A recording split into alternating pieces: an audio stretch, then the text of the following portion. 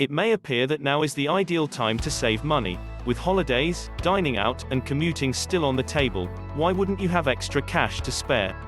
Of course, the reality isn't quite so rosy.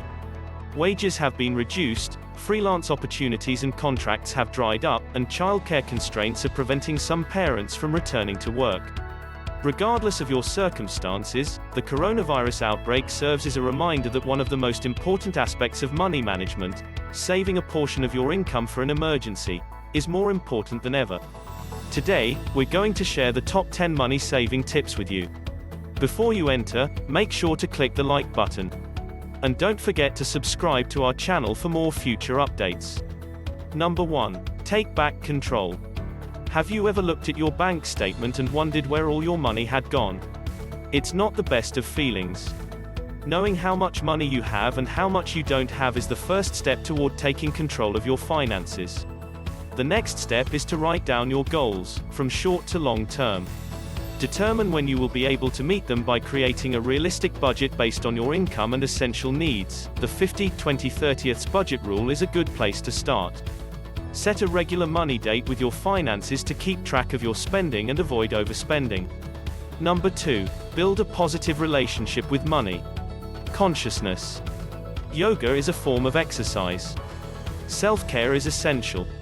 We all know how important mental and physical wellness are, but financial wellness is just as important. The habits of our parents, as well as our thoughts and feelings, influence how we spend money. Sure, it may take some effort and awkward soul searching, but understanding your relationship with money is critical to shifting from a negative to a positive money mindset. Nothing is ever set in stone. You can, and should, overcome your limiting beliefs about money. Number 3. Start saving, even the smallest amounts. Don't underestimate the power of a small amount of money saved over time. Focus on the small wins because even the smallest amounts can add up to large sums of money. Rounding up your savings is a great way to automatically save for your emergency fund. Chip, Moneybox, and Plum are just a few of the budgeting and saving apps available.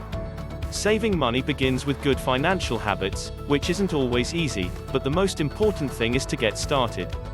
Make sure you also find the best interest rate for your savings, even if they aren't particularly generous right now. Number 4. Say no to seduction. If you are one of the many people who live paycheck to paycheck, it is very easy to become trapped in an endless cycle. So, how do you restart and begin saving? Step 1 is to learn to appreciate what you already have, because less can be more. Living above your means and blowing your money on stuff to keep up with the Kardashians will not make you happy in the long run. It's a difficult pill to swallow, but it's true. Number 5. Build an emergency fund and work up toward investing. Emergency funds are the foundation of sound personal financial planning. There is no way to protect ourselves from adversity, but with 3 to 6 months worth of living expenses set aside, if the unexpected happens, you'll have a cushion in place to meet your immediate needs. Consider investing for the long term after you've paid off your high-interest debts and saved enough for a rainy day fund and your short-term goals. It's riskier, but your money will work harder for you. It should be noted that if you have a pension, you are already an investor. You will be eternally grateful in the future. Number 6. Tackle your debts.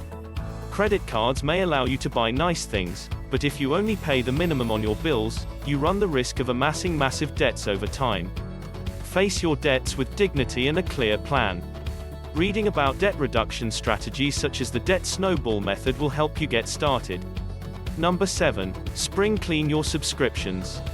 Be honest, do you really need all of those subscriptions you pay for?